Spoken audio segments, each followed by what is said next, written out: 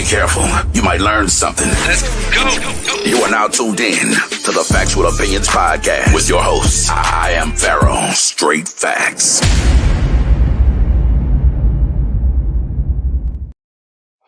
What's up, world? This is Factual Opinions Podcast, Season 6, Episode 5. We are entitling this one The Antagonist. Sometimes you can't be the good guy in life to get where you need to go, and we're going to pay tribute and talk about some of our famous and favorite supervillains from both sports, music, hip-hop, and all around, even cartoons. We might even get into some Disney movies on here because we're just that cool with it today. But it's your host, I am Pharaoh, checking in with the Brown Bruce Wayne Big John. Yes, sir. Our big brother Calvin Hill is back in the house today. What's going on?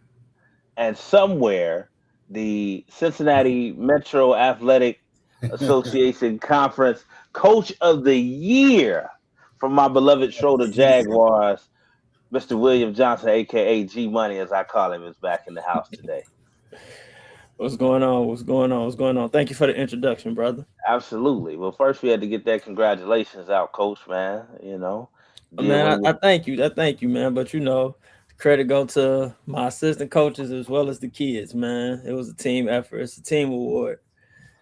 Shout out Cookie and Triggs and the rest of the staff. Yep. And shout out the boys. They made the shots. They played the defense, got the rebounds. They put the work in. They listened to me complain, yell, all of those things. So, like I said, that's a team award, man. You know, my name goes on it, but it's definitely, for me, couldn't have did it without none of them. So, like Absolutely. I said, that's a team award right there. I'm going to miss seeing my guys play. They all know that they can still reach out to me for advice, and they do sometimes, or just to say, hey, or see what's going on. But, you know, you had a lot of seniors that's been with you and the school for their entire high school ride, you know, B-Mac and Moody and Sir Christian. So sorry that it came a little shorter than we would have liked it, but you did win the first round game. And like you said, it's a team award, so progress is being made. Now, we have a lot to get into. NFL free agency is starting to become like NBA free agency. These deals are popping out all over the place. Some are falling through. We'll get to that in a second. But we're going to jump around a little bit because there was some serious basketball news yesterday. Now, as a lifelong NBA fan and historian, and everybody on this program knows, I am the world's biggest Kobe Bean Bryant supporter that there is. I'm going to start off with a backhanded compliment by saying congratulations to Bam Adebayo. But, man, if somebody is going to break the record and be the second, or put out the second highest scoring output in NBA history, scoring 83 points, I would have loved to have seen Kobe Bryant be eclipsed by, I don't know, Kevin Durant, an actual scorer, Ja Morant, somebody that can put up buckets, make it more exciting, Jalen Brunson, Cade Cunningham, hell, even the Joker. I just didn't see that coming from Mr. Bam, but you know he got it done. I think the real issue is not Bam; it's the Washington Wizards should be expelled from the NBA for allowing that to happen. Yeah, that's tough. That's a little deep, Alex. That's just a Kobe Bryant fan perspective. So I'll allow somebody who's less biased to go on it. We'll start with Coach Will. What did you think about Bam's 83 points last night against the Washington Wizards? Sure. I mean, records are meant to be broken. I'm happy for it. He went out there, he did his job, man. He went out there and competed. I think he had 31 in the first half or the first quarter or something like that. Ben was just out there hooping, man. And I think once they saw him getting close to the record, man, I appreciate Spo for letting you go out there and accomplish that, man. Not a lot of people get that close to do something like that. And I think the world right now is overreacting and overreacting a lot, man. I think it's a detriment to what sports and stuff really is at this point, man. I think a lot of people just watch sports now just to critique. not necessarily to be happy, not necessarily to really watch and enjoy the game. I think they critique, and then whoever you're a fan of, you're going to overly view and be very, very critical, and even to the point of sensitivity when things don't go their way. So I think sometimes you just got to sit back, you got to watch the game, and you got to enjoy it. A brother named Bam is the second. It scored the second most points in NBA history. I think it's. I'm happy for him, man. Nobody was expecting it, but I'm happy for him, man. Let him enjoy the record, man. Like, why are we raining on somebody's parade that they just went out there and they just enjoyed? Now they're receiving all this hate and comparison and all these other things. I mean, Kobe scored his game. Kobe scored his 81. High scored his 81. Bam scored his 83. High scored his 83. Man, let him enjoy this. Let's be happy for him.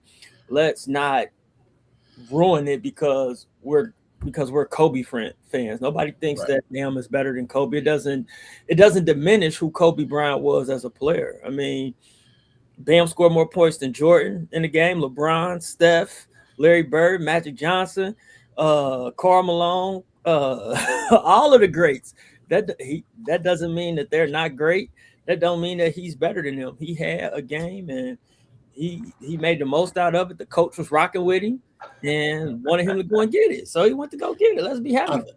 I think, man, the crazy thing is with it, I think this got that tone of talking to the old heads like my dad and a lot of the people that didn't want to relinquish the Jim Brown theory. Like Jim Brown just was going to be the greatest there ever was, there ever could be, and there was nobody going to be better. It's like that old regime is just now hating, which I'm hoping that my age group and older is not turning into that group. It's like, come on, man. 83 points is 83 points.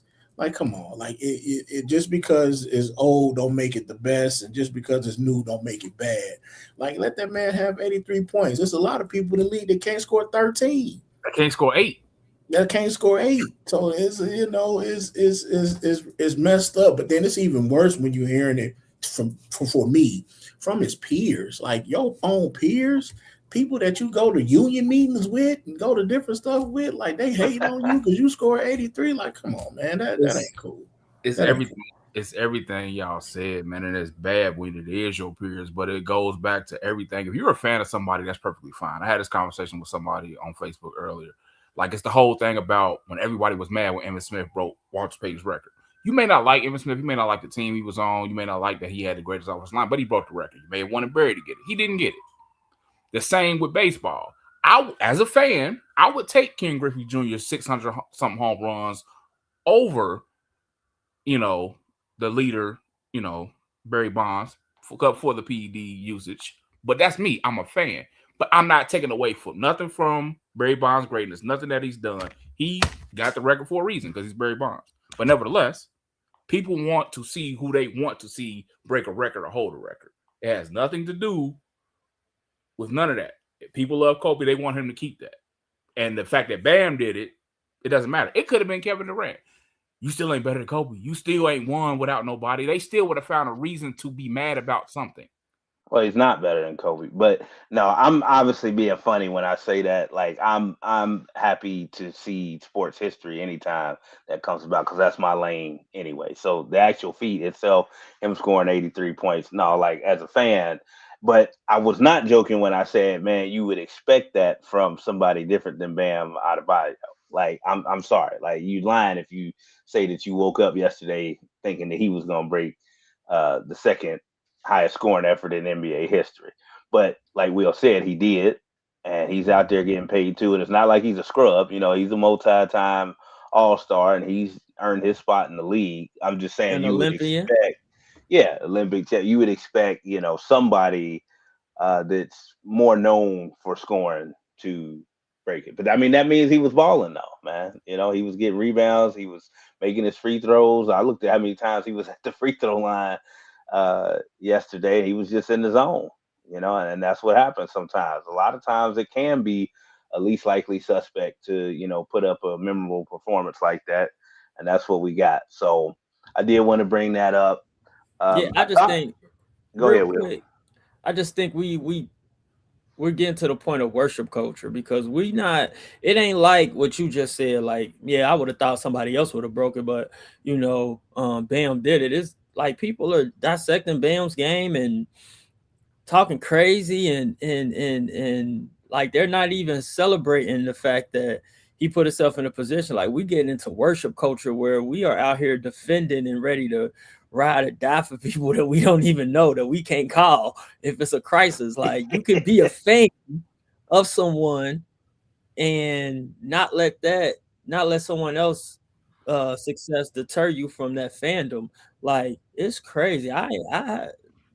This is We got brother Tony in the house. What he say? He said some of this ain't about Kobe. Buddy averaged 5 free throws a game. He shot 43, which was more than any team who played last night. Shot 22 threes last night. He usually shoots 5.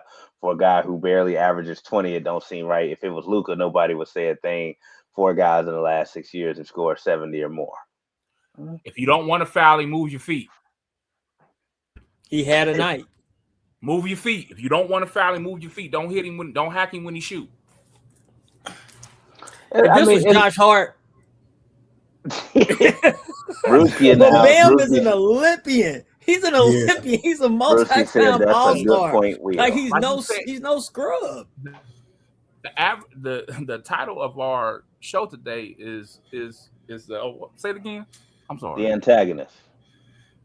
The Antagonist. People just want to be antagonists. They just want to go against the grain. They want something to be mad about. They want something to be pissed off about. Like you said, the man is an all-star. He's an Olympian. They want something to be mad. They were even mad. I'm just having fun when I poke fun at Adebayo, like I said, because my only thing is, again, if you had to place a bet on who you thought may have eclipsed this one day, or what guys are in the league right now you think could do it, probably wouldn't have been in your top 10 or 15. Just throwing that out there. But again, it's fun to see it. I'm not threatened by it, and I don't have to be stuck in my era, even though I am. I prepared my whole life to be that old dude at the barbershop explaining why Kobe Bryant was the greatest player of all time. So that none of that deters me. I like to see efforts like we just saw yesterday and people breaking records, as long as it's still competitive ball being played. I'm talking about football, basketball, whatever, sport. As long as guys aren't out there half-assing on defense and not competing, I'm cool with people breaking records. Because if that's the case and guys aren't really competing, to me it kind of does tarnish it a little bit. But I'm not implying that that's what happened last night. I'm just saying what I prefer to see guys competing, and if it comes about naturally, fine. We don't need to see 80 guys trying to score 84 tonight or tomorrow either as a result of this. But if it happens, naturally, great. Brother Reggie in the house, he said, I just seen something on YouTube with Mike Beasley saying how good Bam is, and if he's given the green light, he can put up 30 easily. Thus, was before he dropped 83. I can see that. Look, man, a lot of these guys, even when we critique and give our, assessment as fans or former athletes, look, they're in the league for a reason. That's why I used to get mad at people talking about Sebastian Telfair or hell, even Kwame Brown for that matter. Like, you're in the league for a reason, and you don't last 10 plus years if you can't play. It's that simple.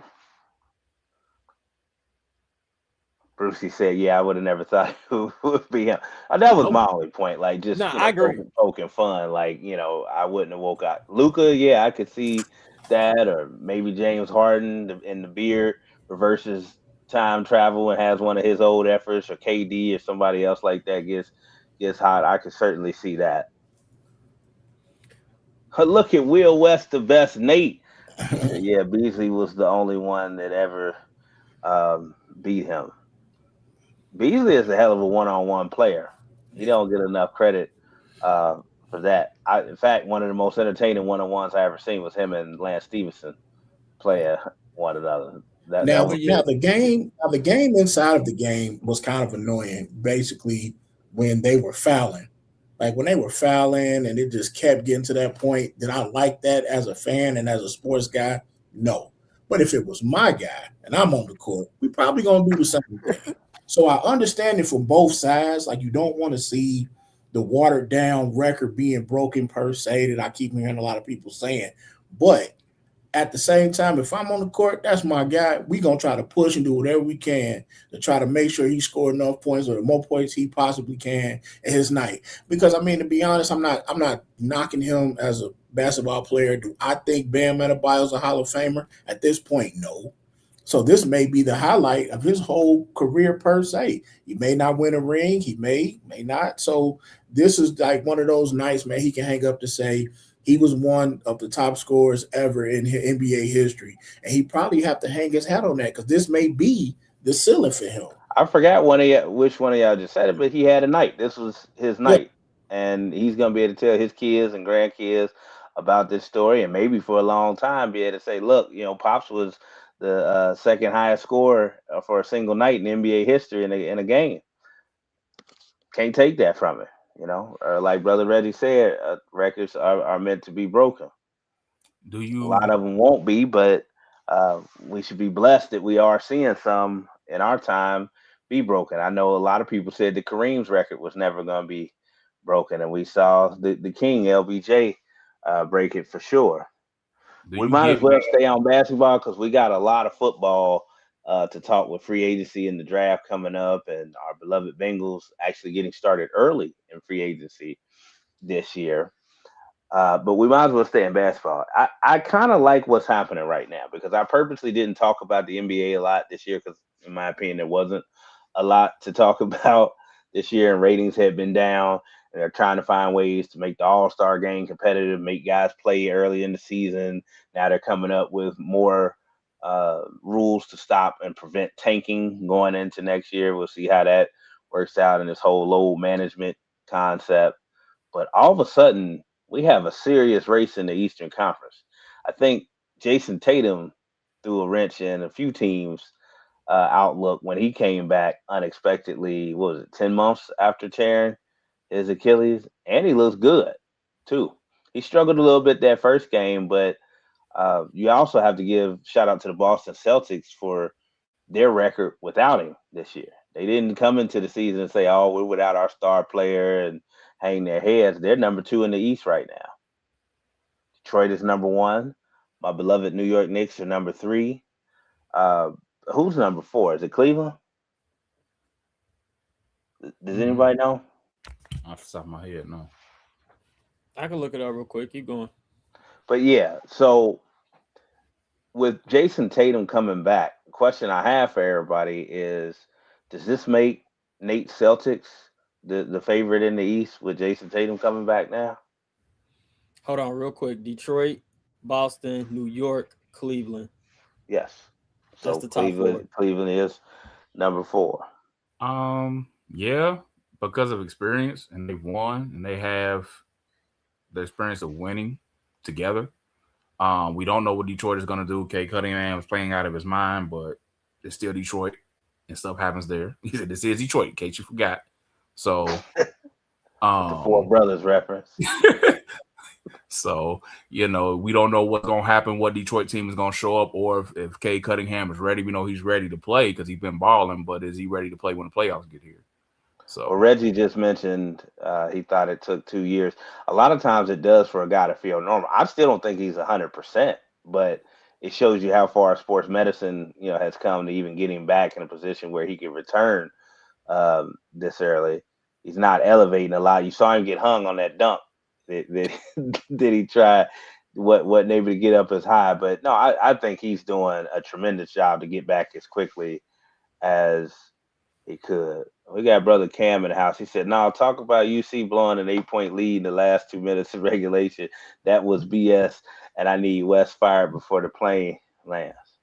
Well, Brother Cam, you can lead that charge because the last time I said something bad about my alma mater, they tried to hack my Facebook account. And I'm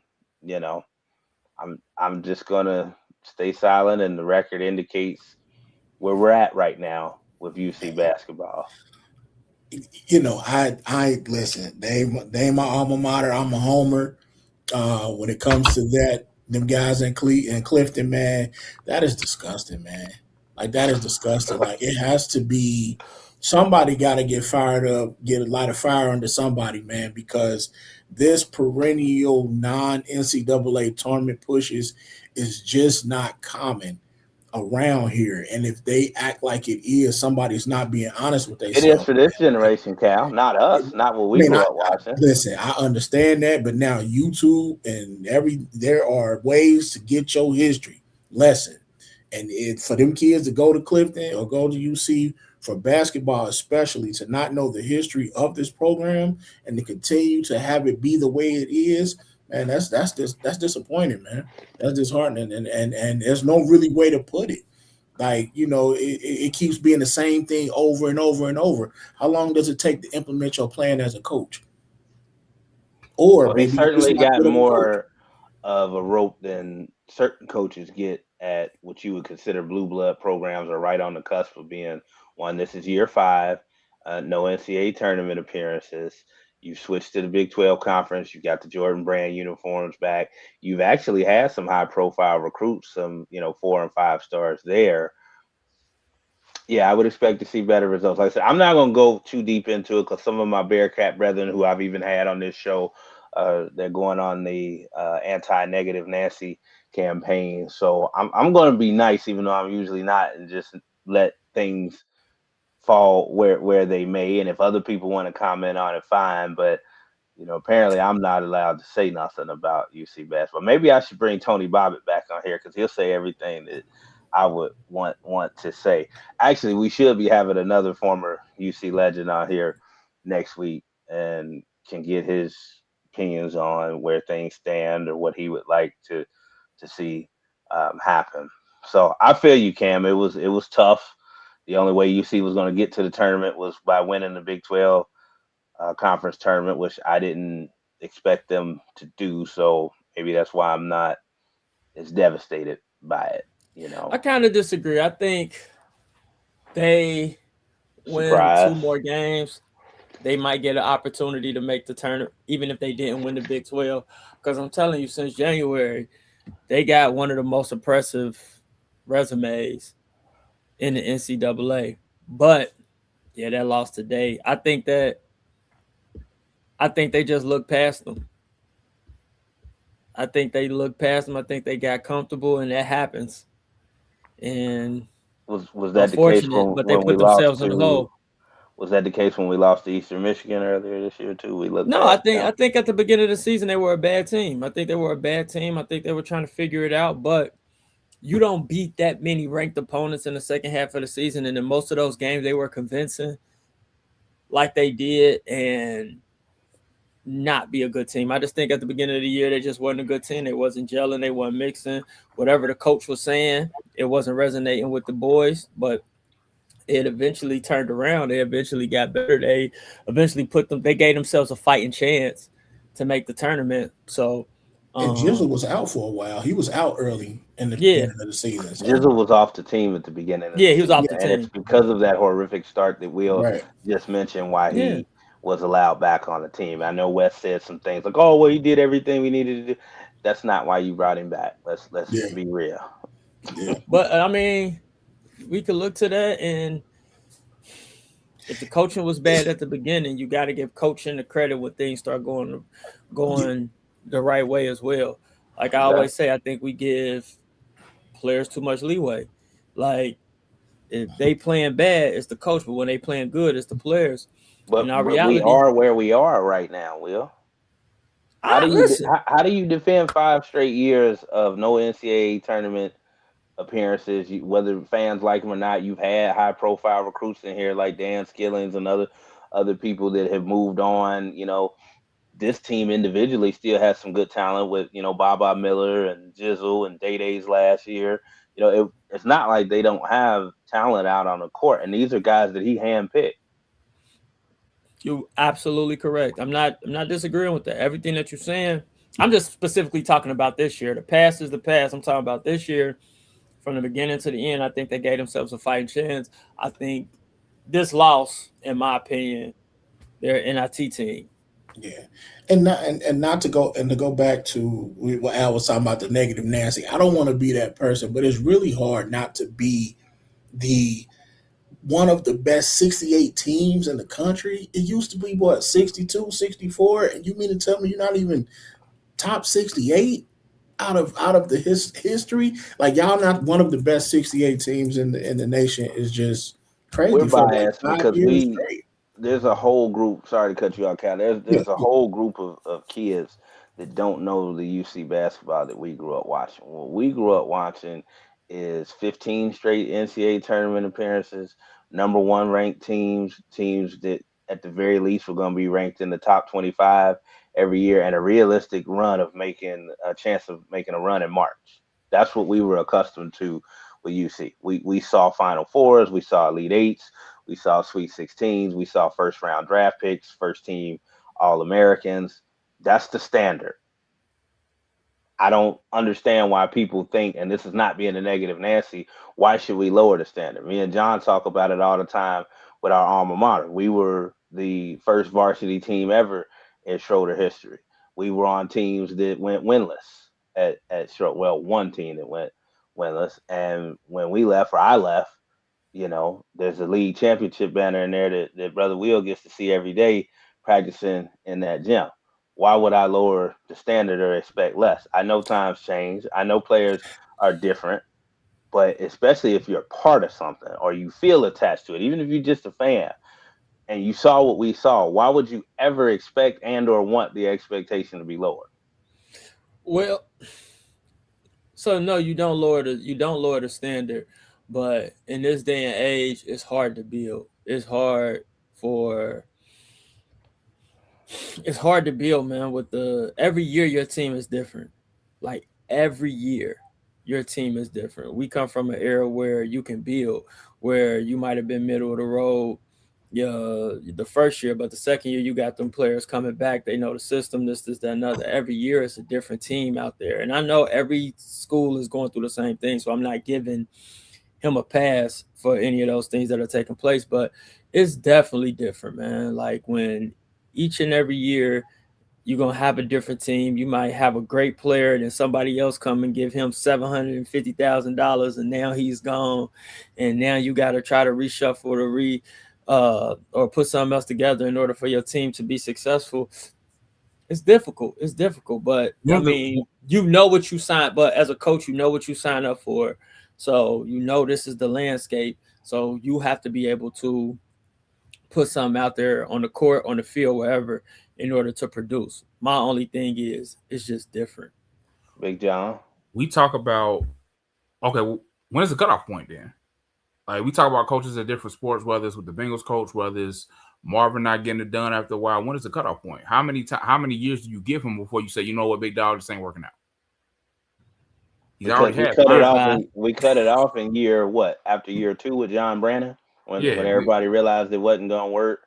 We already had 5 years, and we ain't even sniffed, March Madness. So when is the cutoff point? When do you say, all right, we got to go in a different direction? It's and the other point I'm making, because I'm still supporting the program, the other point I'm making is what Big John is saying. So, and I've said this before on here, he still didn't inherit half the mess that Mick Cronin did, starting from ground zero. It's okay to be positive. It's okay to support the troops, per se. But when do you say it's not working? And get who? I don't know. Well, that ain't working. I tell you what. I've mentioned his name on here before. Hey, you can shake your head and say no. There's 2 guys that I in particular would like to see. Nick Van Exel or Eric Martin. That's just me. There might be other qualified guys, but supposedly Wes Miller was qualified too, the top coach under 40 and blah, blah, blah, and all these meaningless stats that people were telling me about, when, he came from that Cinderella, school that he came from prior to getting to UC, and all that's fine. Look, I don't even want to necessarily go that route. I'm just saying it's clearly not working. Now, what this does highlight to me is something that former Bearcat great Kenny Satterfield discussed with me, and I don't think he'll mind me sharing this personal conversation between me and him.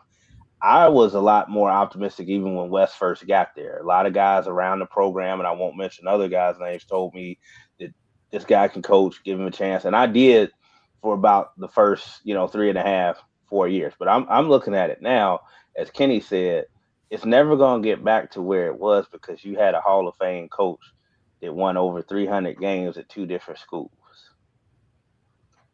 They just did a documentary on him and got released. I tell you what, it does make me, even a person that always appreciate Bob Huggins even more so. That was the difference. That's the elephant in the room. Now, no, he can't come back at this point and recreate that magic. But Will, you shake your head. That was the difference. That was the difference. Tell me that wasn't the difference. But it was also different. Huggins sold you on his personality, on his coaching style, this, that, and other. So those players who came to UC came for hugs. They played hard for hugs. It wasn't a dollar amount. He was a basketball savant, and he had the personality and traits to go along with it. Because nobody necessarily knew what they were getting when he came from the University of Akron, did they? Got you. But what I'm saying is money is attached now. So you can be the greatest person now. You could be the greatest coach, this, that, and other. And if Memphis is offering me 1.5 million and all you offering me is 800,000, I love you, coach. Man, I want to play for you. But this 1.5 calling me, I'm out. I'm going to go here and listen to Penny. Even though I might not rock with him, I'm getting 1.5. That's what I mean by it's different. Of course, we're going to get a Penny Hardaway reference from Will. But no, I'm saying that from a point of view like Penny, my guy. But at the end of the day, I'm going there not because I think he's a better coach, because I'm getting 1.5. Get 1.5. Yeah, but I also think with Wes Miller, the problem that that I know I'm having when I'm watching him coaching, the adjustments are coming so late.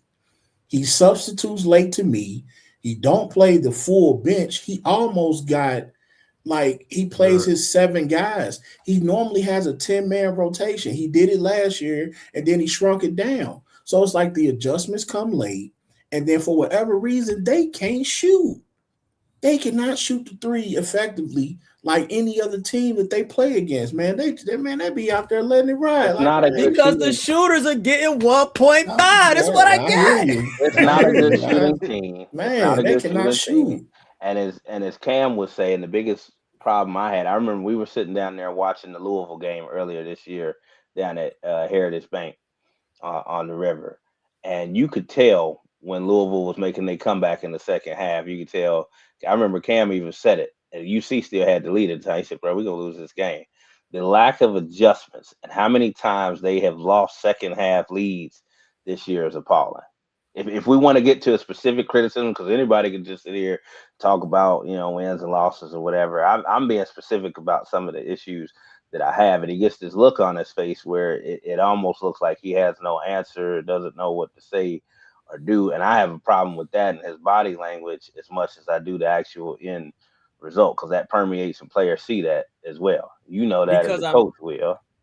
Because I made the adjustment in the huddle. I told them what to do, and they went out there and they didn't execute. That happens a lot. and we will sit there and watch and say, he's not making any adjustments. He's not doing this. He's not doing that. But when you go in there and you're drawing up and they go out there and they may do something completely different, or the adjustment that you make may not have worked, or you may have done everything right and they're just not hitting shots. Like, it's a lot of stuff that goes into that I think at times we don't take in consideration. That's true. And that's in football too. We know this. Exactly. Exactly. You can draw the perfect play, and if they don't go out and execute and all 11 players don't do what they're supposed to do on a given play, 5 years worth though. 5 years worth of drawing up plays. You mean to tell me? I agree. No, when you say draw plays, ain't nobody hit a shot. Listen, this is what I'm saying. 5 years ain't nobody ran the right play. Alex asks. Well, no, it was Big John. He asked, how long? I said 5 years. I said 5 years. Brewski said he don't like a fire under their ass when they make mistakes. He be too soft on them. It also don't look like they run plays most of the time. Well, Wes is definitely a player's coach. We've had discussions about this before. I don't know that the disciplinarian coach even has a place anymore. because these kids. Well, I don't want to do that. I'll do it. It's 1.5. They gone. It's out. That's why I said. But you need. They don't want to need listen sign to a contract. disciplinarian for 1.5 either. You said what? So They let me don't want ask- to listen to a disciplinarian for 1.5 either. Exactly. Everybody That's what wants I'm the saying. players coach. They out regardless. the- When you put money on it, you're not going to be able. Everybody ask wants y'all the this. players Like you coach want now, to. man. I'm telling you. So okay, so given the track record of Bob, Roy Williams, all those guys, do you think in the NIL world will they philosophies work now? You don't think so? I don't know, man. That's tough. That's tough. That's tough at the thought. Like Man, given what's the track Bob? record. Bro, Go ahead. All of them retired now.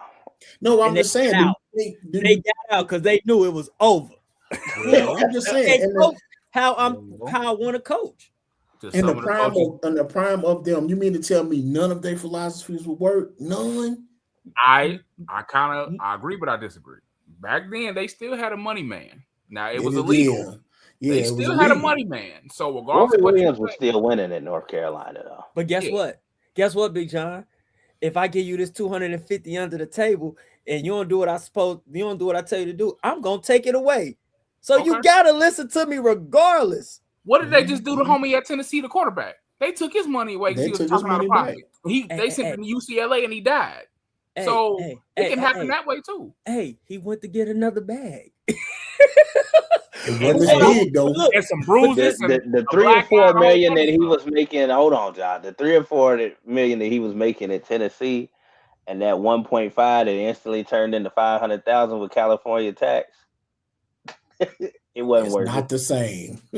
Not and you didn't go to a bowl game. You know me. I want them to go. I either want them to get. If you sign, it's a contract. You need to stay here for at least 2 years. If not, coach, let's go back to paying them under the table. Let's go back to paying them under. I'm also against opting out if you receive NIL funds. I have no issue with them capitalizing on name, image, and likeness. Me too, but they got to stay. If you're going to get that, then you need to fulfill your obligation. Because you were paid employed. You paid employed at that point. You paid the hoop. So I need 2 years. Garrett, you got to stay 2 years. But that's getting off topic. But I do think that it may be time for West to leave. And it is what it is, bro. All I'm going to say is Nick the Quick did graduate. He came back and finished his degree. He graduated on the same day as Sauce Gardner. A great day of Bearcat history. Might not be a bad option. Or are we gonna give Nick 5 years? I don't think it'll take Nick that long. We want to give Nick 5 years. They may not give Nick. Hey, listen, I'm gonna say this. Penny, my guy. Penny is my guy. It was a great hire for Memphis. It's been no return on that investment yet. That's because they shot it down when he originally had the bag going before this NIL deal. Penny had 3 of the top players in the country, and what they suspended 2 of them because they didn't want that momentum to start.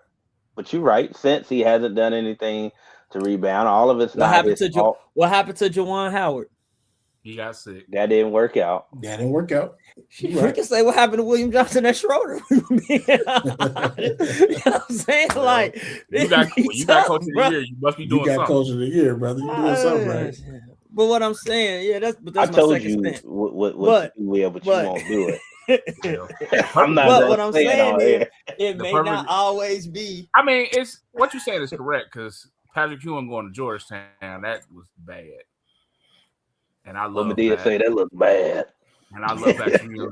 He already was old, but like Alex be joking that old lion in the zoo with the glazed stare to just be looking. But we don't know that would be the case for Nick. We're bringing up examples of bringing famous alumni back that didn't work. Other times it has worked. Bob Huggins took West Virginia to a Final Four, and Morgantown, West Virginia is not a destination for basketball recruits. So it can happen. Mick Cronin was a University of Cincinnati alum. He's the last coach to take us to the Sweet 16.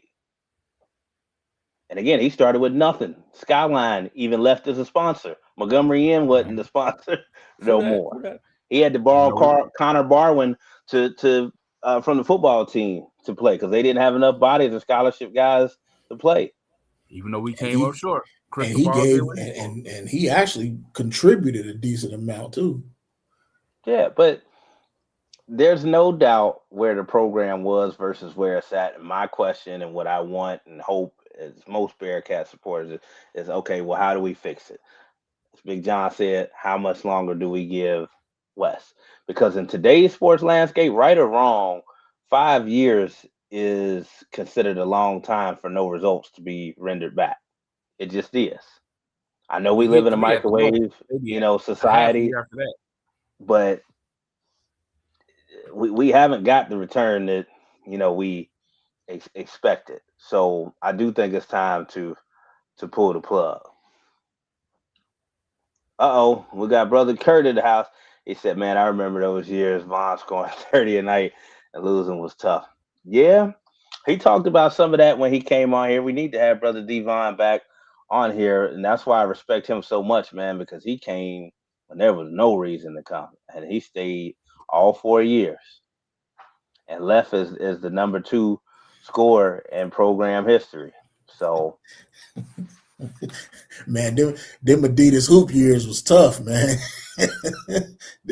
Outside of Kirkpatrick and a couple other guys that I forget a couple of the names, but that's the team that brought him back to the tournament. Yeah, and went to the Sweet 16 with Vaughn, and I think Yancey was on that team, and Yancey I think a couple of guys. Lance was there for a year. That first initial was tough.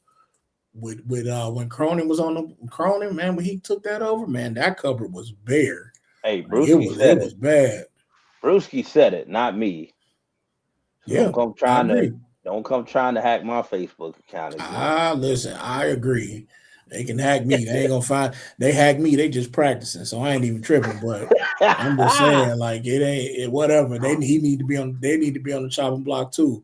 From these bad football coaches that they keep bringing in that they can't find a decent person to stay as long to these hoop guys, man. Especially Wes Miller that just can't say after year 3, man. Something need to shake. Hey, something need to shake. Cal. Yes, sir. Did you practice that line or was that freestyle? What? What? They just practicing. Oh man, that was just off the top, brother. Because I ain't got. So they hacked me. They just practicing. That's it. Well, that's the state of UC basketball. And again, if everything goes the way that it's supposed to, we should have another UC legend back on here. He's been on here before. One of my favorite basketball players next week to talk UC basketball.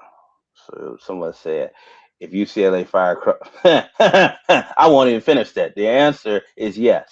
Absolutely. The answer is yes. And he won't abandon you like Sean Miller did the other team across town. Oh, man, he did them bad. He did them bad. Everybody complained about Mick Cronin losing in the second round when you ain't even getting to the NCAA tournament now. So how about that? Yeah, that's true. That's true.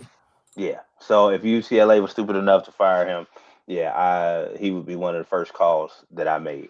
So moving on from the basketball talk, let's go ahead and talk about this. NFL free agency is underway.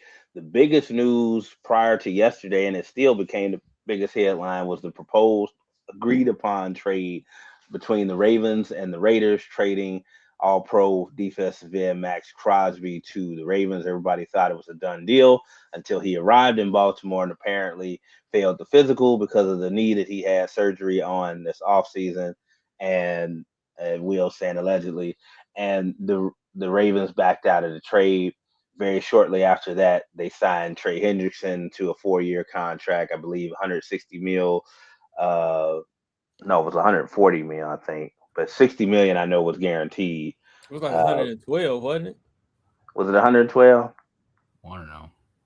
Yeah, because I think I'm going to look it up. John always say that and never look it up for me. I'm about to. I got you. Yeah, it was 4 years, 112 million. Yeah, I called him out. I ain't paying him no attention, bro. So it's 4 years, 112 million with 60 million guaranteed that Trey Hendrickson is getting. Yeah. Thank you, Coach Sellers. We got brother Darren in the house, the head coach of my beloved Schroeder Jaguars, football team. So yes, and he's getting 60 guaranteed. So that's a lot for a guy Trey Hendrickson's age. But first of all, let me do this while we're on the Trey Hendrickson thing. I want to give a shout out to him and his tenure here at the Cincinnati Bengals. I could make an argument easily one of the top 3 free agent signings in franchise history, more than carried his end of the bargain. So there shouldn't be a Bengals fan that feels any type of way about him moving on. I will also say, in my opinion, I don't feel like there should be any hard feelings towards the organization by Bengals fans, but everybody is allowed to have their own opinion on the matter. But I want to give Trey his just due and say that we don't have to denigrate him now that he's not on the team, as I've seen some people do. Don't attack the man. He deserves what he's getting as far as his play. Now, I don't know how much he has left to earn that, but that's Baltimore's problem to find out at this point. Now, their GM came on NFL Network earlier and said the plan was for them to get Maxx Crosby and sign Trey Hendrickson. I don't know that I believe that, but I'm not going to call the man a liar. I just know that he signed Trey Hendrickson very quickly after this trade fell through. That's what I looked at. I think he said, hold up, Trey ain't getting what he want. Let me call Trey real quick. Let me see if I can get you for this. Trey said, sure. He said, oh, yeah, man, Crosby failed his physical, man. We got to reset this. I need my draft picks back. I can get him. That's what I'm going to do. And that's what I think it was. Things happened a little too quick for it to be, oh, this was the play all along. Like, now, and if that was the play all along, for real, if you got Trey, Kirk said, I will that. If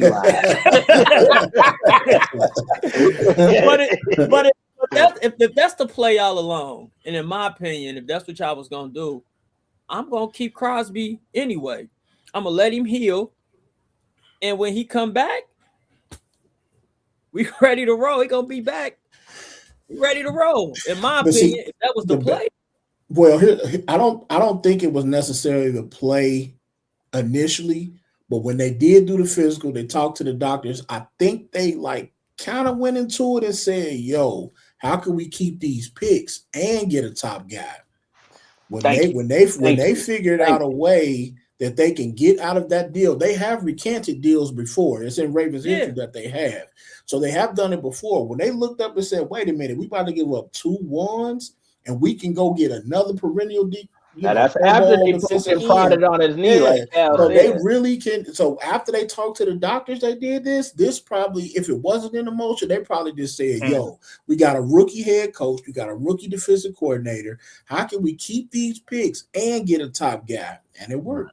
And Maxx Crosby is a dog, but like you said, if I got damaged goods that I paid good money for and I paid good investments for, and I'm not getting a return on that, like Cal said, if I can get another pass rusher that's just as good and keep my picks, all right, I'll holler at you. Now, I haven't seen the MRI myself, but from what I've heard, he's at the normal trajectory or where he should be stage-wise for the procedure that he had.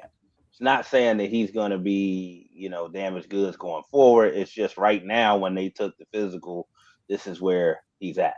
But a team like the Ravens that want to win right now, I don't want to wait for you to get better. I need you to be able to rock and roll right now. Man, if I'm the Bengals, I'm calling. What's up? I got a second, a fourth this year, and a first next year. What's up? I got a 2 this year, potentially a 2 next year, and a 3 a year after that. Brother Darren said Joe Burrow is going to be running for his life, and all I'm going to say is, and Shador isn't. Yeah, because he a Browns fan. So as bad as the O-line that we try to make them out to be, sometimes they actually at one point was ranked 7th in the league for offensive line, and they dropped down to 12th. So they still bring it up right now. Go ahead. Up the upper half of the offensive line. Yeah, it's not as as prolific as we would like, but they still in that top 15 category. When you get to that bottom 15 category, offensive line, you playing a dangerous game. I'm comfortable with Amarius Mills. Yeah, I'm comfortable with Amarius Mills. Hey, Bengals last year offensive line grade was a 79.7. It was 7th overall. Sack rate 5.3, 9th in the NFL. Total sacks allowed, they allowed 36, which was 14th in the NFL. offensive line wasn't the problem last year, people. The offense ain't the problem. We know that here in Cincinnati. How many games did we score over 30, 35 points and still lose the football game? Yeah. We know what the issue Line ain't is. the problem. That's why their first two signings this year, which I want to speak on that also, were, I think, good moves. Now, there are a lot of homers, of course, that love the Brian Cook pick, bringing him in as a free agent safety, former Bearcat, played in some pretty significant ball games in Kansas City, and proves that he belonged in the NFL for sure. My question to you all is, does the signing of Brian Cook indicate the Bengals are not looking to take Caleb Downs if available in the NFL draft? No, I think. My bad, Cal. Go ahead. No, I'm sorry. I'm gonna say they still may take Downs if he's there, because I think Battle's on his way out too. Because Battle and Cook are similar to me in the safety style that they play. Neither one of them is ball hogs. Caleb Downs is more of a ball hog. So you put him with Brian Cook and or Battle, which I think Battle's on his way out. So I do think Downs can still potentially be a Bengal. But Jordan Battle is a free agent after this season. I do want to who my point guy that is. out. I'm hoping the big fella there at 10. So if he there, I'm with him. So Jordan Battle is a free agent after this year. So Duke Tobin, for what it's worth, did say that would not be the case, and they would still pick the best player available. Free agency would not impact necessarily who they draft, if you want to believe that. So that's what he said. I do. Brother Darren said Downs had a bad physical. Let me say something about that though. So the partially torn meniscus, that's regular. Like, that's not anything to worry about. Now, this preemptive degenerative ACL supposedly that he has. We've had guys come in the league with perfect ACLs and not last 2 seconds. And as Big John said, we've had his boy from the Miami Hurricanes come in, Frank Gore, Didn't even have a leg. who tore his ACL at every level of football, from high school through professional, and in top 5 in NFL history all time. And rushing number 3, I thought he was number 3. I'm just saying top 5. So I'm not going to.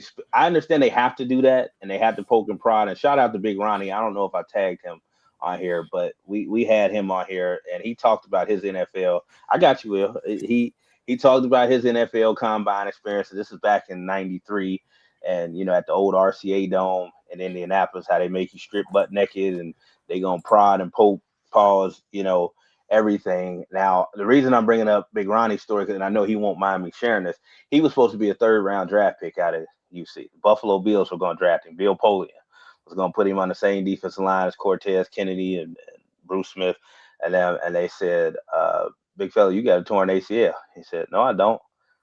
And they pointed up at that image and showed him he rounded up being a 6th-round pick to the New Orleans Saints. So it's possible, but Ronnie also went on to play 9 years in the NFL, not have any significant injuries. So all I'm going to say again, like I said about Reuben Bain last week, the eye in the sky don't lie.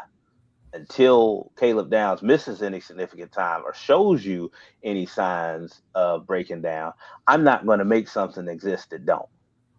Hey, listen here. We all done been out before. What happens when you in the club and you chilling and the person walk up to you that ain't attractive?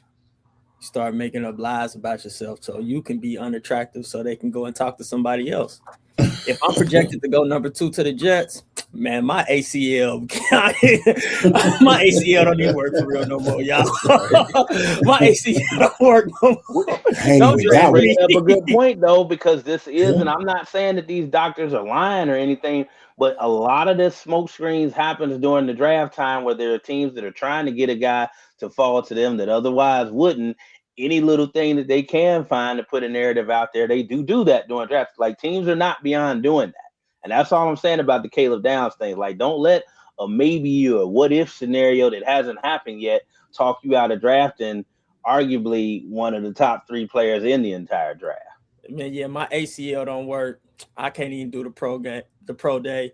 I ain't doing the I'm an attractive girl. I got that. I got all these problems. You want to talk to somebody else, babe? You want to talk to somebody else? Sure. You don't want to talk to what? me. I'm no good. It's me. It ain't. It's me. It ain't you. Don't worry about it. I'm no good. I'm no good. Sure. You go pick somebody else, man. They better for you.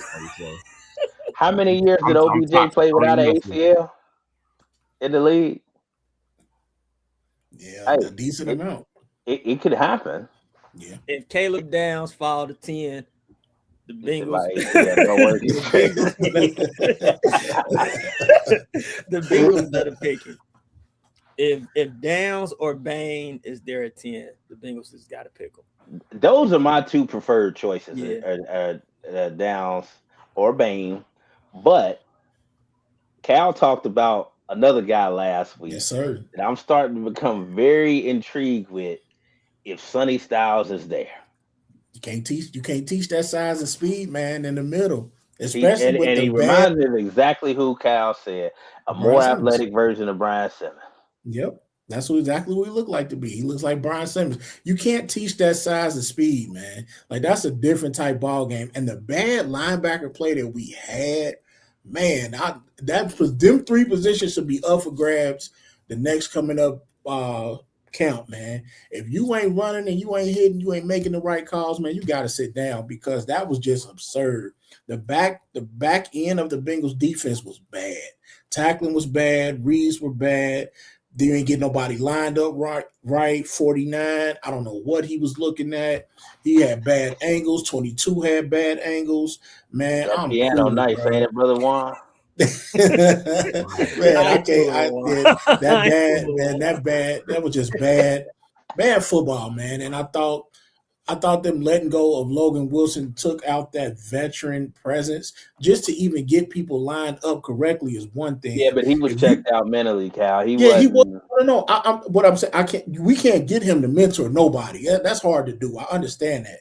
But the positioning of when you a linebacker, strong safety, man, and you got to make the calls and put everybody in the right position, you don't have time to not know what you're doing. You supposed to know what everybody else is doing. You ain't got time to look around. You can't be like that. If that's what you're going to do, you got to go over there and sit down.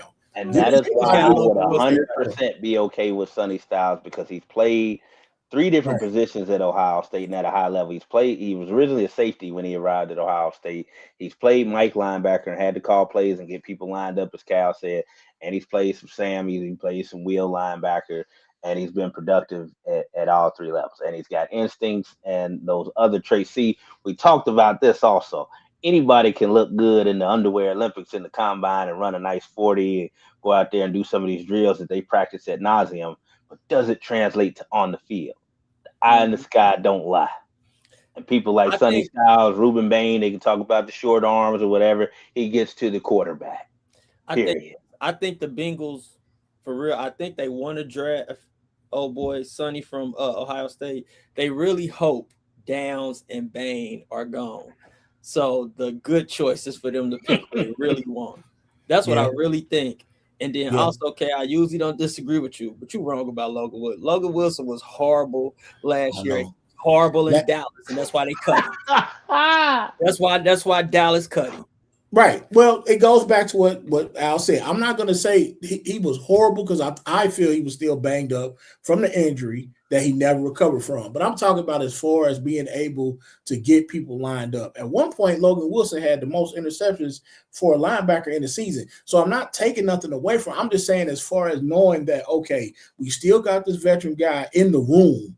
Can he help the young guys at all? He didn't want to. That's what it seemed like. What about the Mafe signing though? We haven't spoke on that. What about the I'm gonna say this. I was a who person, like who is this guy? I wasn't able to watch a lot of Seattle play and him play, but I did see some of the game film. I did watch a little bit of Super Bowl. He is relentless to the quarterback. He can cover a little bit, so he can do a lot of different things. He only had 2 sacks, but I think those numbers will improve the more snaps that he get, and he's young, so I think he has an upside. It's just I haven't seen a lot of him to make like a great great pickup. I think it's a solid pickup. I think No they first can add round. another guy though. Upgrade over what you had coming into. Yeah, He had true. 9 and 23. He had 9 sacks in 23. He had like 7 and 24. Last year he had a bunch of pressures, but he only had 2 sacks. My bad, John. I'm just saying, like, his stats previous years were better. I'm just saying, and I know they won a Super Bowl, but Stewart had a lot of quarterback hurries too. He just didn't get there. So you want another guy that doesn't get there. Not quite, because Seattle had what Seattle had a team. Well, that's what my I'm trying to point. get to. They didn't have a Trey Hendrickson to get 17. They had a bunch of guys who had 3, 5, 6, 7 sacks collectively. We don't have that either. Okay, but you got to start somewhere, John. We don't have that either. So you got one nigga that got 2 and one nigga that got 0. Shamar Stewart had 1. He sacked. He got a sack against Arizona. My bad. Don't do that. Stop it, yeah. Stop. I'm sorry. My bad. I but no. Brother Darren said they're gonna make Bane a D tackle out there. I disagree. I think he's gonna get moved around. I think he can play inside sometimes. I think they're gonna move Shamar inside. They draft DN. I think Shamar gonna get a lot more snaps inside. Is he physical enough to be inside? I think Shamar can play that role that Hubbard did there for a second. When they start moving Hubbard in on 2nd and long and those 3rd and long situations to rush from the tackle spot, I think he could do that. I think if Shamar goes into or put in a position where you go get him, big fella, don't think. You ain't even got to play outside. You just get to the quarterback. You ain't got to keep contained. You rush up the middle. Maybe we got a stunt here or there, but don't think. Just go get him. I think that's where he gonna get improved at. You're absolutely right, Cal. Did you see his outfit on draft night? Yeah, he can't think. He ain't supposed to think, bro. Just go. Just do this. Go. Brother Dad said, "Man, look. I'm going with again what I saw, because I think, especially with edge rushers, sometimes people overcomplicate this whole process. And like I said, everybody's not going to be built like Chase Young or Bruce Smith or Javon Curse. Can you get to the quarterback? Because I honestly don't believe that's something that you could teach. You could teach different hand movements, swim techniques, and this or that. Somebody during the course of an actual game has to know how to get there and finish on the play. And a lot of times you either have that instinct or you don't. There have been a lot of guys that came in undersized and still found a way to get it done, whether they were an undersized defensive tackle like John Randall or guys that were built differently on the outside like a Dwight Freeney, Melvin Ingram. There is a place still if a guy can get to the quarterback. And that's the point I keep making. Like, he's going to get to the quarterback. Sometimes guys are just different. Like Dwight Freeney is 6'2". Robert Mathis, 6'1", 6'2". It happens. One of the best D tackles ever. Aaron Donald is not the prototypical D tackle. It happens. So, yeah, but it's kind of hard, man. And I know the honest guy don't like Al say, heck, like we all say, boy, them Tyrannosaurus arms is tough, man. Like them little arms are short, man. I'm just saying, like it's really hard to even if you have to engage, that's really hard when they only go so far. Like, that's gonna be tough. He's gonna have to be a real. You gotta know your strengths. The people he's gonna have to be a real live technician, man, to be able to do other stuff. And I'm not saying that. And lowest man wins. That has never changed in football. Like my homie Carlos Chambers, he taught us this, man. What is live low, die? What live low, die high? Oh, so I get it, but it's gonna be tough, man. I mean, Von Miller's not the biggest guy, Paul. He's just a good athlete. Look at your face. But see, he was quick off the ball, man. I can't even use the English language around this Negro, bro. He was quick off the ball. He was quick, but that's what I'm saying. Like, everybody is not going to look like Javon Curse or Julius Peppers. It happens. Physically, nobody's afraid of Von Miller. You just afraid of him coming around. Let me ask you this. So then, if that's the case, then what does Bane do well to separate him to say, all right, we're gonna take him over maybe a Sonny Stout? What does he do well? He's a great football player, but some intangible has to stand out for them to make that pick at 10 to be like, all right, he the guy. Like, what does he do well that you think that they can't pass up on him? to me, his get off and his physicality, and Okay. actually getting there. He Because does. there's a lot of guys that look pretty coming around that edge, and I've seen him do nothing. Now, the guy I'm getting ready to mention has improved as he's gotten more playing time, but Miles Murphy was one that coming out of Clemson. I said, Yeah. man, he's got one move. He's got a swim move. I said, that's not going to work in the NFL. I was like, I got to see more bend from him. I got to see more moves coming around the edge. Now, to his credit, he's worked and gotten a little better at it. I still think he's more of a high effort guy. He cleans up on a lot of plays. You don't necessarily see him just coming around the edge and instantly doing it. But there's a lot of things. Brother Darren just mentioned his feet. Uh, Coach Chambers said he has to have a great first step, which I think he does, and he's done against elite competition at Miami, and that's what I said. Like his get off, I think is how he surprises people, and then with those T-Rex arms that y'all keep saying, he moves people out of the way and gets to the quarterback. But you know what? I kind of think they the fact that they haven't made a play for a linebacker yet in free agency really has me thinking that's where they may be going.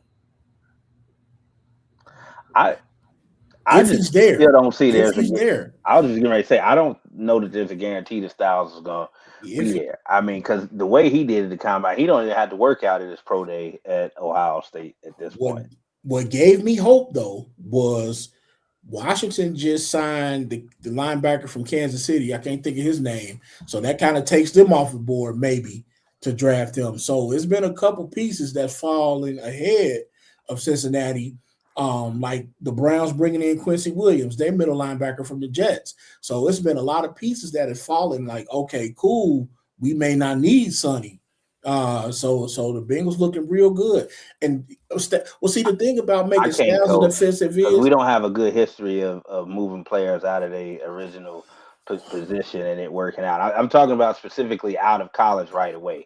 I think in order to do that, you need to make sure a guy can play in this league first and he gets comfortable, be it an Andrew Whitworth to slid in, to guard or actually slid out to tackle originally and then slid back in the guard, or Leon Hall going into, the slot.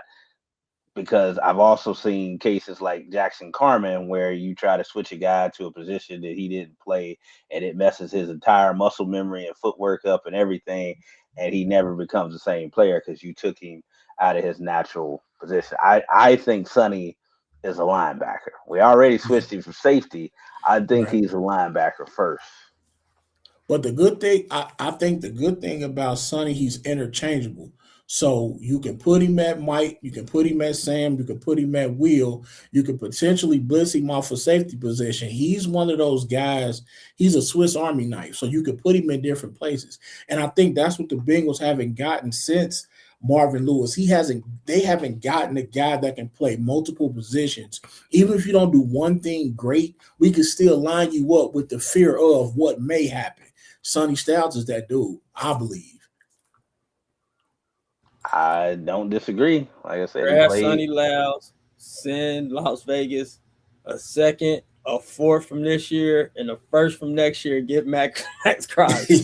Yeah. Well, I do believe, man, the Bengals really need to make a splash some kind of way, man. I really think because now you got a stud pass rusher on each team but Cincy now. So I really think they need to do something. And then I think the Bills just signed Bradley Chubb. So the pass rush for the AFC is getting real intense right now. So I'm not saying they need to go out and overspend, but it would just be nice from the fan point of view of myself to make a big splash, maybe with a Crosby, maybe with somebody, throw a trade out there somewhere. Because to go in right now with just the new guy, Murphy, and Osai just left, man, your defensive ends look real mid right now. That's true. I agree. We're going back to the pass rush we had when we was kids. When we was kids, how we begged Cincinnati to get some pass rushes, and then we got Dunlap and Johnson. Then we got the two guys we just had. I remember when we drafted Justin Smith, I was tipping pink.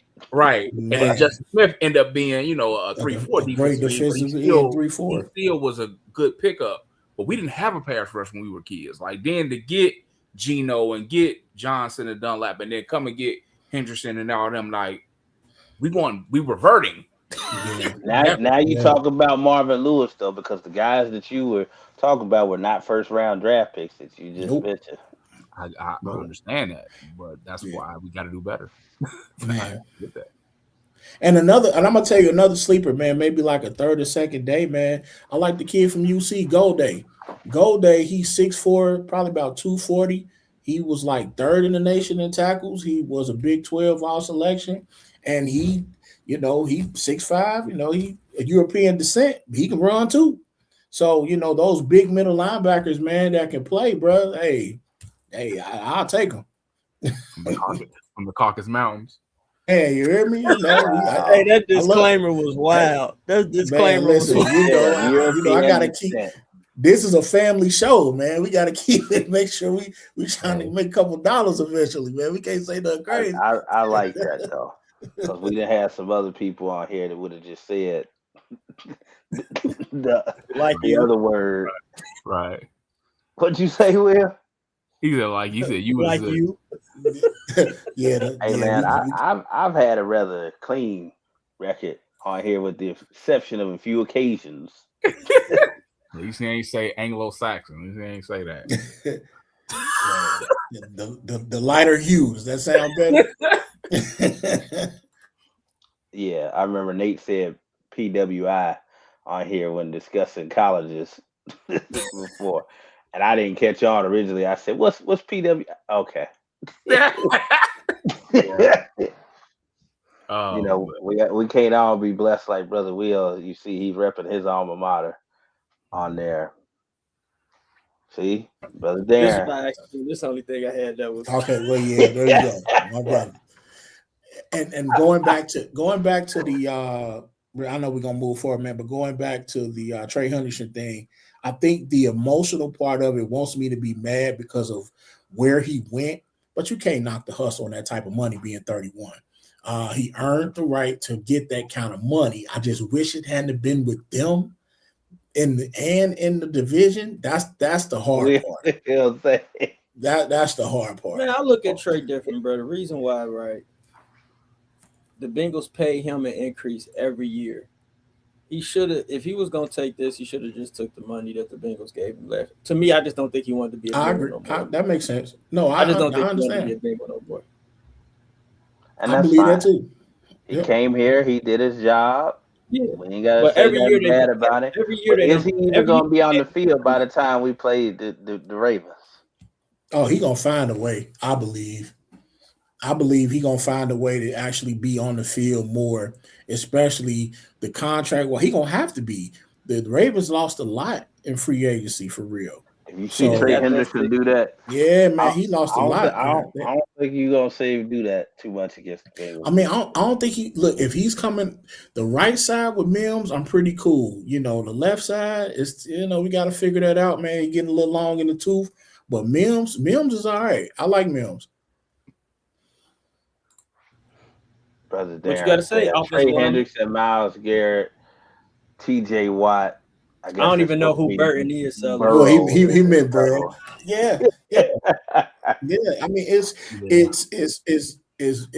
not as bad because of what it can be or the potential of what it can be when it comes to that. And you got to play them guys twice a year. It's tough. But Coach is gonna always find a way to bring them Browns up, and they are definitely the most irrelevant team in the AFC North. I like Mims, but Brown been getting beat like he stole something. Yeah, that's because he I ain't gonna say what he built like because that ain't nice, but he ain't, his stance is too high, his kick step is a little bit slow, like he getting long in the tooth, man. He been jumping off fast because he would try to get a head start. He can't move no more. Yeah, he ain't the dancing bear no more, man. He big and it's just not as fluid as he was when he played with Kansas City, and even his first year with Cincy, man. It seemed like he got that kick step like he had once before. He is getting long in the tooth, and before we pivot away from the football talk, I want to talk about a few more moves that I saw. Speaking of another guy that's long in the tooth but still produces, I think Baker Mayfield is probably one of the most upset individuals on the planet right now, is Mike Evans ended up signing a 3-year deal with the 49ers. I think Brock Purdy's happy right now out there, giving him another target. Was there another move that you all saw? Because that one was the one that stood out to me as Mike Evans going to the 49ers so far. Zaire Franklin getting traded to the Packers. I like him getting traded to the Packers was a big silent move that I think is going to work well for them. I like Pacheco going to the Lions because that gives them another guy to run hard because they don't have Montgomery anymore. So. Man, I like David Montgomery going to the Houston Texans. Man, I can't believe neither one of y'all brought up Quay Walker and Nicola Dean going to the Raiders. They look like Georgia all over again. Like they put them two in the middle. And Quay Walker, he a little bit reckless, but he's big, he's fast, he can run, he can cover. You know, he kind of get caught up on the inside, making the Brad Reeves too much. But again, size and speed, man, them intangibles. You can't get away from that. Nah, those were good moves. I just think Mendoza's fool's gold, and I don't think it's going to show. I don't think it's going to show how it's supposed to. Before we go to Mendoza, I thought another underrated move. I know we're not supposed to mention that team from Allegheny County here was Michael Pittman. Yeah, I like that too. Yeah. Going now, I don't know who's going to throw them the ball. Yeah, but they got two dogs Cousins. at wide receiver with Pittman. Kirko Chains ain't going nowhere, but he's getting that bag. Yeah. Oh, and John brought this up. Let me tell you something. Geno Smith is a great human being. I would have never. I would have gave him the middle finger and kept stepping. Yeah. The Jets, who gave up on me earlier in my career, could have had my career ended. They almost ended my career. You think I'm going back there? No. Yeah. And they actually traded a 6th-round pick. I will go back and retire a Seahawk before I would have went back there. Yeah. Sorry. Yeah. That's not the place for a quarterback right now. That's a quarterback graveyard, no matter who it is at this point with the Jets. Hold on. Y'all laughing at that Kirk Cousins to the Steelers. I'm all right. All right. I'm laughing at anything. I think they should give. Oh yeah. His percentage is great. Hall of Famer. What's yours? I really think, man, I think the Steelers should give Will Howard a shot, man. They might as well. Please. I think they should give Will Howard a shot. I do. I think that first time to play Cincy, please. Nah, man, I really do think, man. I think that Will Howard, the caliber of quarterback that he is, I think that he may not wow you, but he ain't gonna lose it for you either. I think he's smart enough to at least do some Brad Johnson, Andy Dalton going on. Just don't lose it for me. He got some intangibles, but even me being a Buckeye fan, I'm not putting too much stock into that one. Unfortunately, if you don't want to overpay for Kirk Cousins and you don't want to bring back the drama queen with Aaron Rodgers, Will Howard probably the best act you get. I don't know that he wants to play with Mike McCarthy. You know, they didn't end on the best of terms. That's what I think with Aaron Rodgers. Yeah. I think Minnesota should pick up the phone and call Kyler Murray. What? You want to give up on that quarterback from that team up north? I don't want to give up. Who I told y'all wasn't going to be nothing. Fake Jim McMahon running around, can't make an on-schedule play to save his life. Everything is off cusp and made up in the dirt. Told y'all J.J. McCarthy this was not meant to throw a shot at Michigan. It's not a Wolverine fan on the screen right now, man. Doesn't have to be. I told y'all. I told y'all. He can't stay healthy, but I didn't think he was all that good to begin with to get drafted that high. So that's why I said nobody's disagreeing with you, but I'm just saying Kyler Murray though. Yeah. Man, him and them Trace McSorleys, them undersized, got to draw it up in the dirt. Johnny Manziel, stop, man. Yeah, I didn't think McCarthy was that good. I didn't think he was this bad either, though. Like I didn't think he can't get on the field. Yeah, he just that. Well, you have to be available though, and he's not available, and then you're ruining the years with Justin Jefferson. You have a solid defense. I mean, you can't stay on the field. The quarterback y'all gave up just won the Super Bowl. Yeah. Well, Yeah. they wouldn't have to do a lot of maneuvering if they did it, Brucey, because he would be, as far as stature, he would be a similar quarterback to bring in Minnesota. Kyler Murray doesn't have a whole lot of opportunities if he wants to be a starter. I think it's amazing that you've seen other teams like the Dolphins went out and got Malik Willis, and looks like they're planning on making him their starter, and he's only got 6 games worth of sample tape to go off of. Yeah, but you also got their head coach that was in the building every day. So he kind of knows, he knows I would think he would know the ins and the outs and the off the field preparation and the work ethic to at least get to the starting line. Nobody's, and I don't know what his contract situation is, but nobody picked up the phone and called Dallas about Milton because he got a cannon. Somebody need to. Somebody need to, because Joe Milton is probably the best backup quarterback that I've seen in quite some time. I know. That could be a starter. If Dak mess up, he gonna be in there, but nobody. Who you say, Will? That's Jamarcus Russell. No, man, that's bad. That's bad, man. First of all, Jamarcus Russell couldn't run 5 yards without being out of breath. That's not Jamarcus. Man, nah. Joe Milton is a world-class athlete, brother. I know where Joe Milton began his college football career also. So, there's that. But Jamarcus Russell, bro. Man, that's tough. They call him, man, Jamarcus Russell. Jamarcus Russell was an offensive guard. At least Joe Milton looked like Captain America. My goodness, man. Throw the ball 900 yards with no accuracy. Jamarcus Russell.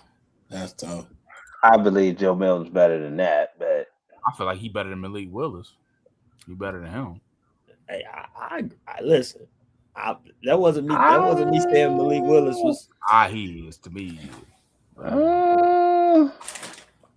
When have you seen Joe Milton actually? Because I know what you're looking at, Big John, and there are some traits there.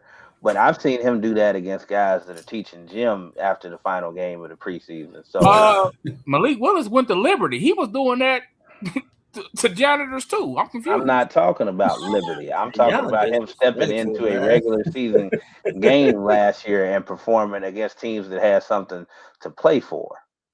There's a difference between that and the preseason. He also stepped into a ready-made offense and a winning team in a winning scenario. When has Joe Milton had a chance to do that? Because he's Jamarcus Russell. Jamarcus Russell got drafted early and got to play. He ain't got to play like that yet. And Willis stepped into a team that was a playoff team, whether he's there or not. I agree. I'm not arguing for either one of them. I just know one of them is Jamarcus Russell, and the other one is Achilles Smith.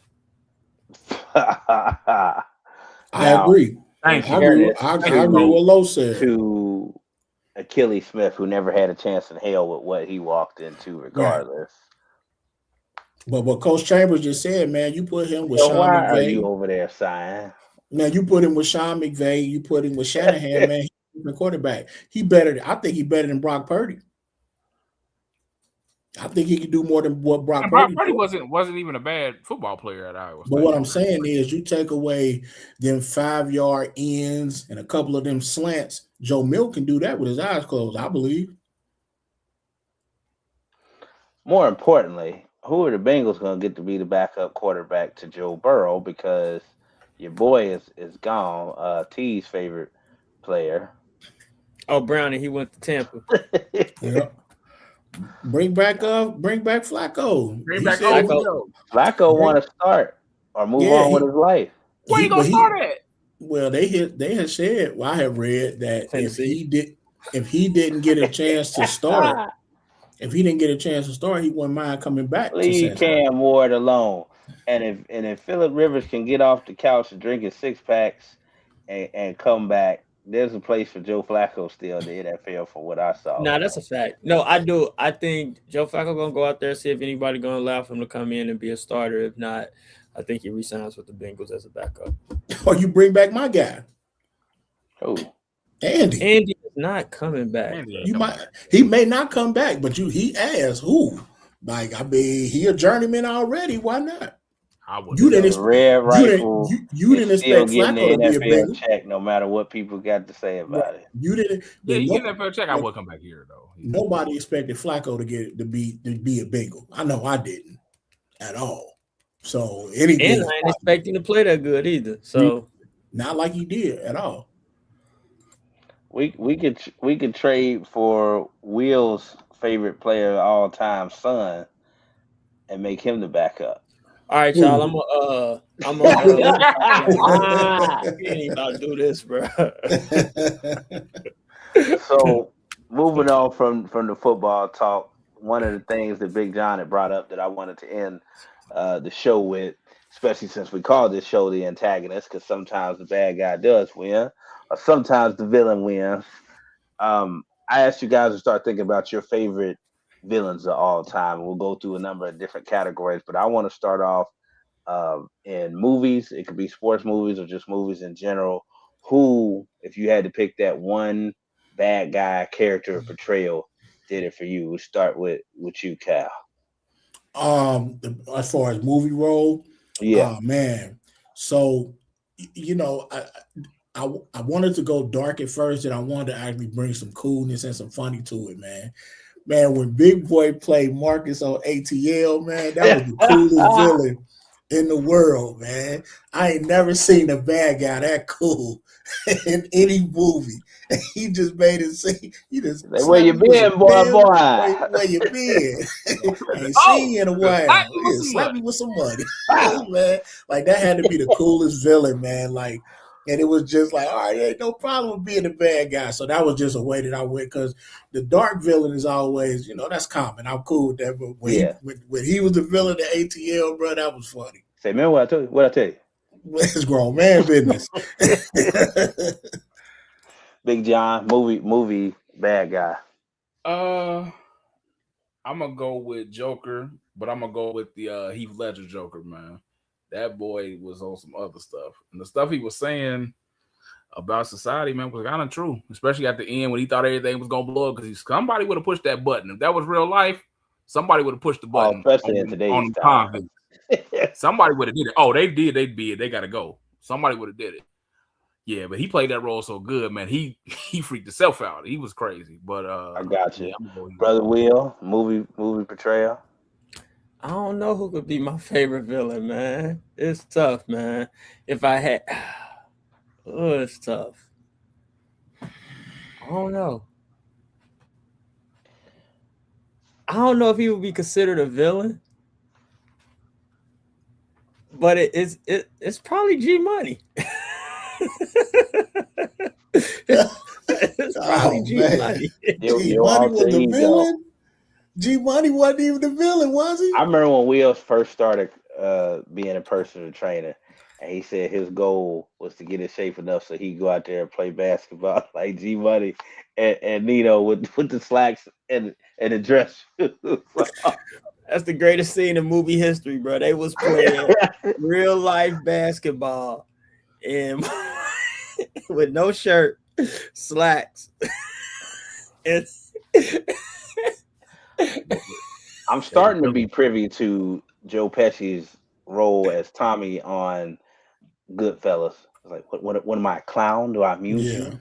But I almost want to choose him, but you know me, I'm always keep it about sports. To me, it's two guys, but the ultimate villain for me is always Ivan Drago. Rocky. Yeah. I must break you, man. He only had 6 lines the whole movie, bro, and it was just super intimidating. And I'm gonna throw another one out there. I know you're gonna laugh at. Jack Parkman on Major League Baseball 2 was the coolest villain ever. He said, "I want Parkman." Pause, because I know Will on here, but those two for me as far as movies. Now, just for the kids, let's throw it out there. Your favorite Disney villain is who? Oh man, Dr. Facilier off of the Princess and the Frog, man. Like that was just the dopest villain ever. Now I'm cool on the him talking to the demons, but outside of that, man, that was the coolest villain, See, man. In brother music Los history. know. He know Yep. about Drago.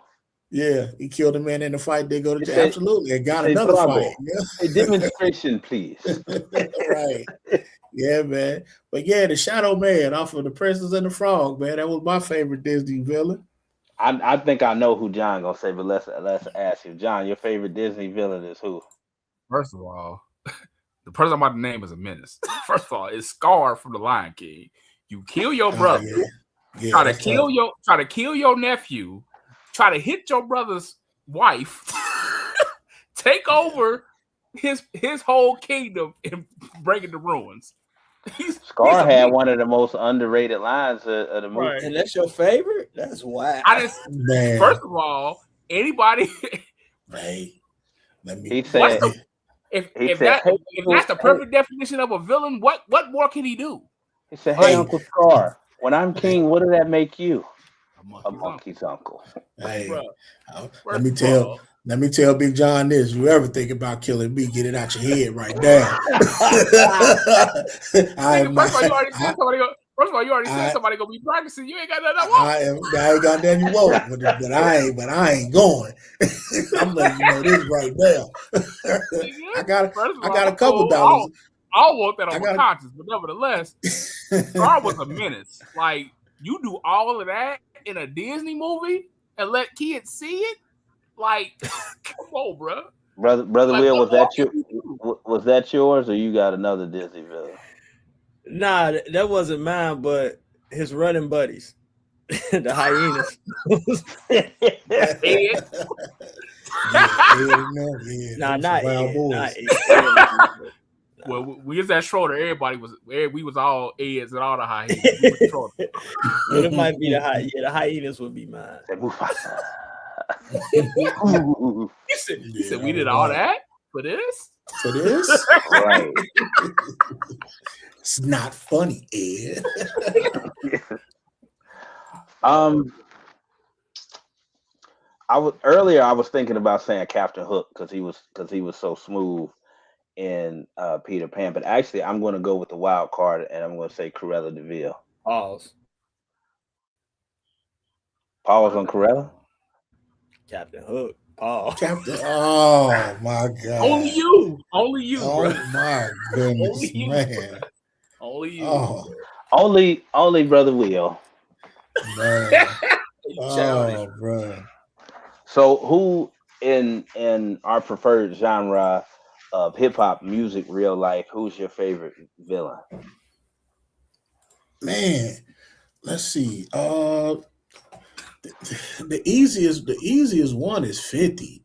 But I don't even know if he's my favorite now, man. It's starting to be annoying. But I'm not rocking with Curtis no more, I'm gonna tell you who my favorite villain is right now, man. It got to be Joe Budden, man. I think Joe Budden my favorite villain right now. Will? Rap villain? I don't know. Come back to me, John. I don't know whether he's a villain or he's just out of pocket sometimes, but I'm gonna say Game. Close enough.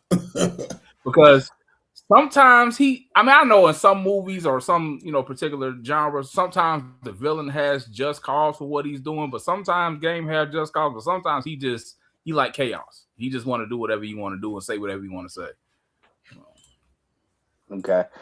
I know who people expect me to say, and I had been debating on whether I was going to say this all day or not, because I know as soon as I say it, Will's going to turn off his camera and act like this is going to somehow impact him. I already know who you about to say. You might as well go. You might as well go and get up and do the dance, bro. He a menace. How do you too. know I'm not going to say Suge Knight? Because you ain't. I know who you gonna say. I mean, Suge was a close second because to me, I find it funny that people crack jokes and say stuff now about people that they wouldn't have dared do so back in the day. But yeah, y'all know who I'm gonna say. We'll get ready to turn your camera off and run. Oh man, that's funny. He definitely a menace. Sean Combs. is my favorite villain. The conspiracy stories of dude, man. When you go down that rabbit hole on the internet, man, it's tough, bro. Hey, bro. Hey, your boy crazy, man. Hey, bro. He crazy. If you watch this program enough, you shouldn't be surprised. Man, it's And crazy. people like Brother Los to say baby Baby oil. oil. I know. All these jokes, man. You know, all these jokes now after the fact are just hilarious, man. Nah, mine might be Game, man. My favorite villain might be Game, man. Game does a lot of things that's unnecessary and pointless, but he can make some music, bro. Dude, That whole G Unit regime be doing pointless I stuff. said Sean Combs, but honestly, my backup and who I was thinking about all day of saying was Tupac Shakur, because he wasn't nearly as beloved when he was alive as he is now after the fact. He was certainly public enemy number one when he was alive. I don't think people appreciated him until after the fact, unfortunately. I mean, he was big, don't get me wrong. He was social media before social media and a very talented brother, but he was vilified by a lot of people. Yeah. I said Game, but if anything, if anybody is Suge to clear out restaurants, awards, because people hear him that he's coming in the room. Yeah, you different. Well, that's what kills me is, again, I mentioned that is a lot of people will poke fun at Suge now and stuff. People didn't want to be on the same building. People didn't want to be on the same sidewalk as him. I mean, it was that serious. And I just love how people laugh. It's something, my grandfather didn't give a lot of jewels. Even to my father, he didn't. But one thing I do know that granddaddy says that you got to be careful about, and this is just to anybody, the same people you see on the way up, the same people you see on the way down. So you got to be careful how you treat people because it can gotta flip. treat everybody the same, man. Treat everybody with respect. Have some morals, have some values, brothers. Absolutely. So we spoke on everything that I wanted to basically speak on this episode. Again, want to appreciate everybody who logged on, commented, views, all of that counts. So even if you don't stay long, remember to stop through, post something, reshare. Make sure you're following us on Instagram, Facebook. If you're an audio listener and you didn't get to listen to the whole episode or you want to recommend it to somebody, the audio will be on Apple Podcasts, Spotify, Amazon Music, as well as iHeartRadio. So we're everywhere where you need to be to catch up. If you missed any part of the episode, make sure you reshare, like. So it's your brother, I Am Pharaoh, checking out with the great Calvin Hill, Big Bro, the Brown Bruce Wayne, Big John, and G Money himself again, the Cincinnati Metro Athletic Conference Coach of the Coach of the Year year. from my beloved Schroeder Jaguars, Will Johnson. We'll try and do it better the next time. All right, bro.